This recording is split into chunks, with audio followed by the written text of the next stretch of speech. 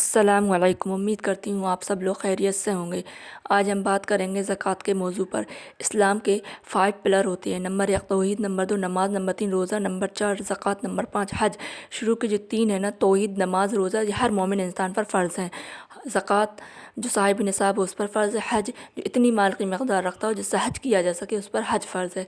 लेकिन आज हम बात करेंगे ज़कात के मौजू पर, किन किन चीज़ों पर ज़कात लगती है।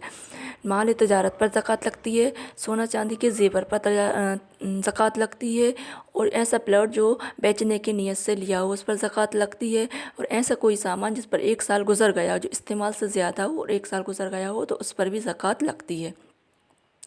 अब ज़कात का कैलकुलेशन कैसे करेंगे या कितनी ज़कात देनी पड़ती है कितनी मकदार पर, आज मैं आपको वो बताती हूँ।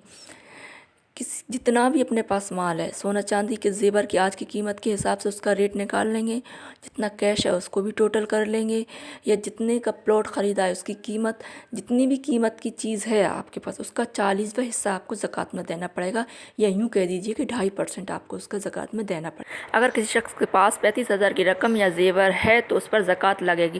पहले के दौर में 7.5 तोला सोना, 52.5 तोला चांदी पर ज़कात लगती थी, लेकिन अब सोना चांदी की कीमत बहुत ज़्यादा हो गई है। किसी औरत के पास 2 तोला सोना है, मैं सोना चांदी से आपको बता देती हूँ मिसाल देकर। 2 तोला सोना है, 2 तोला सोने की आज की कीमत मान लीजिए 50,000 पर तोला है। 1 तोला 50,000 का है तो 2 तोला कितने का होगा, 1 लाख रुपए का। ठीक है।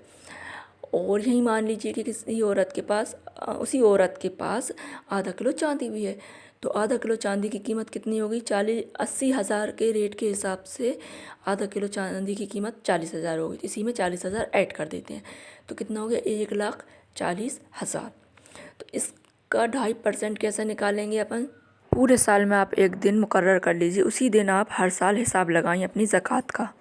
ये परसेंटेज का निशान है ना, इसको अपन इसको पहले इसको लगाइए, फिर 2.5 लिख दीजिए, तो ये आपकी मकदार इसकी ज़कात की निकल कर जाएगी 2.5%। तो कितनी आ रही है, 3,500, मतलब 3,500। ये इतनी मकदार आपको ज़कात में देनी पड़ेगी। इसी तरीके से अपन इसका 40वां हिस्सा भी निकाल सकते हैं। टोटल मकदार कितनी निकल कर आई थी, 1,40,000। यदि आपके पास कैश है तो इसी में कैश भी ऐड कर देंगे, लेकिन वो कैश सिर्फ आपको ही मालूम होगा ना कि आपके पास कितना है, तो आप अपने हिसाब से ऐड कर लीजिए। तो इसमें आप अपन 40 का डिवाइड कर देंगे, ये डिवाइड का निशान है, इसमें 40 का पहले डिवाइड लगाएंगे फिर 40 करेंगे, तो इसका अपन निकालेंगे तो इतना ही मकदार निकल कर आई, 3,500। इतनी मकदार अपन को ज़कात में देनी पड़ेगी। अब ज़कात किन किन किन जगहों पर दे सकते हैं, वैसे तो 8 जगह हैं जहाँ पर ज़कात दे सकते हैं, लेकिन सबसे अफजल तरीन कौन सी जगह है। पहले तो सबसे पहले अपन को अपने आसपास गरीबों को देखना चाहिए कि जो नीडी लोग होते हैं ना उनको देना चाहिए, जो अपनी ज़रूरत को पूरा कर सके। या फिर आप मदरसे में भी दे सकते हैं। मदरसों में जो बच्चे यतीम होते हैं, जिनको खाने मतलब मदरसे में खाना तो मिलता है लेकिन फिर भी ज़रूरत रहती है पहनने की, खाने की भी, तो आप उन्हें दे सकते हैं कि वो आप उस पैसे से अपनी ज़रूरत का सामान ख़रीद सकते हैं।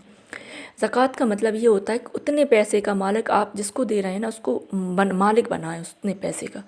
ये नहीं कि आप ने कुछ भी खरीद कर दे दिया कि लो आप आपको यही करना है, कपड़े दे दिए आपको बस कपड़े ही पहनना है, आपने खाना दे दिया लेकर को आपको खाना ही खाना है, नहीं। उसको मतलब ये हक होना चाहिए कि वो उस पैसे का किस उसमें इस्तेमाल कर सकता है। अब आपने उसको दे दिए ना, तो फिर वो आप अपने हिसाब से जो उसकी ज़रूरत होगी वो कर सकता है। किसी भी शख्स को मालूम नहीं होता कि वो साहिब निसाब कब हुआ, इसलिए उसको चाहिए कि साल में एक दिन ऐसा मुकर्रर कर ले, उसी दिन अपनी ज़कात का हिसाब लगाए बनाए। ज़कात देने से तो हमारे कैलकुलेशन में कमी आती है कि हमारा इतना पैसा चला गया, लेकिन आप यकीन रखिए, इस बात का यकीन रखिए कि जितनी मकदार आप इस साल ज़कात की देंगे, जब नेक्स्ट ईयर आएगा ना तो इससे ज़्यादा ही ज़कात आपकी निकल कर आएगी। इसका मतलब क्या हुआ, आपके माल में ज़्यादती हुई, मतलब आपके माल में इजाफ़ा हुआ। ज़कात का पैसा हम मस्जिद में नहीं दे सकते, इसलिए इस बात का ख़ास ख्याल रखें। इंशाअल्लाह अब मिलेंगे नेक्स्ट वीडियो में, तब तक के लिए अल्लाह हाफ़िज़, अपना ख्याल रखिए।